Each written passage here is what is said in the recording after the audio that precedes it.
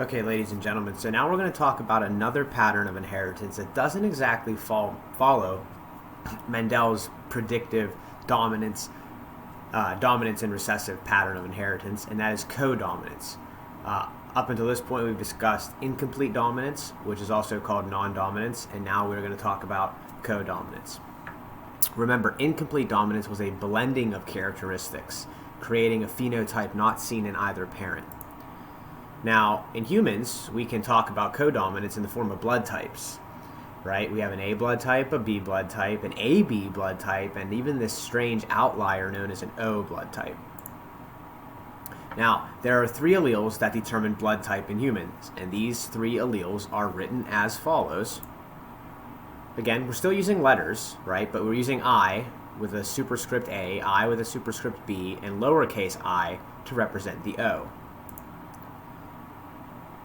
So alleles A and B are actually codominant with each other. That's how we're able to have a blood type known as AB.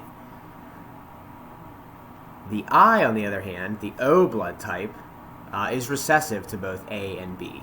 So blood type is actually a good example of not only the pattern of inheritance of codominance, but also the pattern of inheritance of simple dominance and recessiveness.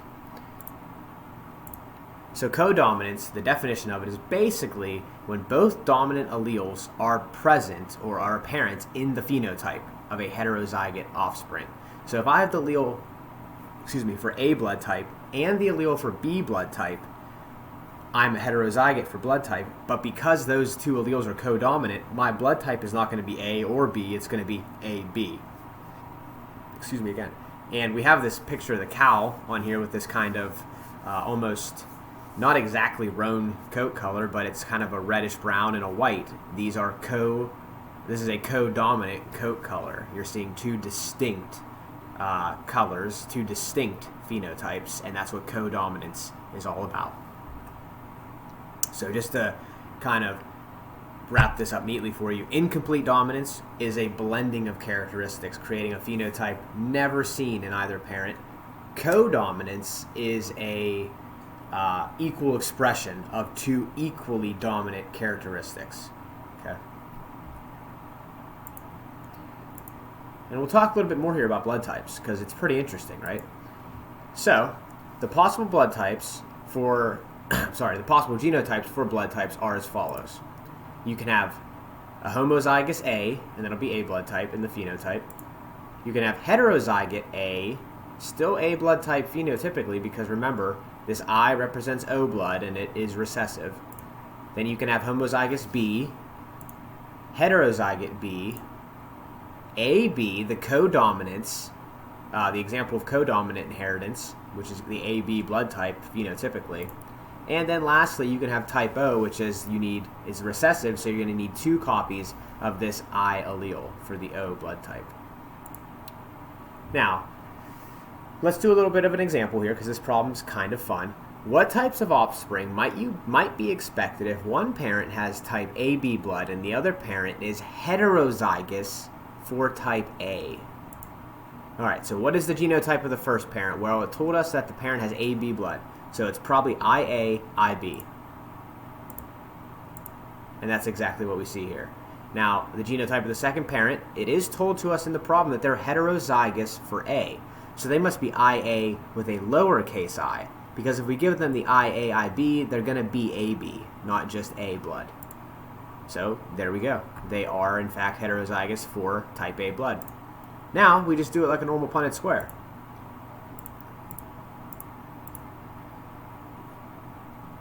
I think we might have lost something. We got a little skewed over here. This IB, lowercase I, should be in this square. So the genotypes made by these two parents are 1/4 homozygous A, 1/4 AB, and 1/4 heterozygote A, and then one final quarter heterozygote B.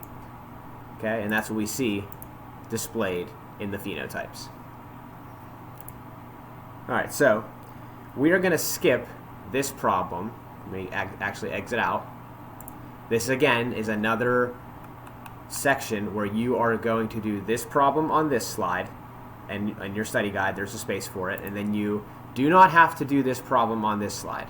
Okay, but if we have time at the end of this unit, I'll talk about this thing called an Rh factor for blood type, because it is quite interesting, and I have a personal story all about it. Now, in your study guide, where we just were, let's jump and let's click on our left-hand side to multiple alleles. Okay, this is another unusual pattern of inheritance that doesn't follow simple dominance and recessiveness. Okay, and that'll be this slide, and we'll start here. All right, so multiple alleles. What is multiple alleles all about? Well, multiple means more than two, or more than one, right? And we know what an allele is. It's the different forms of the same gene. So many genes are going to have two or more alleles, and they are actually said to have multiple alleles, right? So we're looking at specifically two or more in these instances. And even more specifically, we're looking at three or more, right? Because we're so used to this normal pattern of inheritance where we see two alleles for every trait. So let's look at multiple alleles as three or more. So this means that if there are two or more alleles for that trait, that means that there are. Sorry about that. So the best example that I can give of multiple alleles is actually coat color in rabbits. It's very applicable for us. So coat color in rabbits is actually determined by a single gene, but that single gene has at least 4 different alleles. That's double the normal amount that's double the amount we're used to. So these 4 alleles actually demonstrate something called a dominance hierarchy. Okay, so we're talking multiple alleles as the pattern of inheritance, and now we're going to have to see that there are some alleles that are of the same gene that are dominant to one version of that gene, but recessive to another version of that gene. And we'll get into that in the next screencast.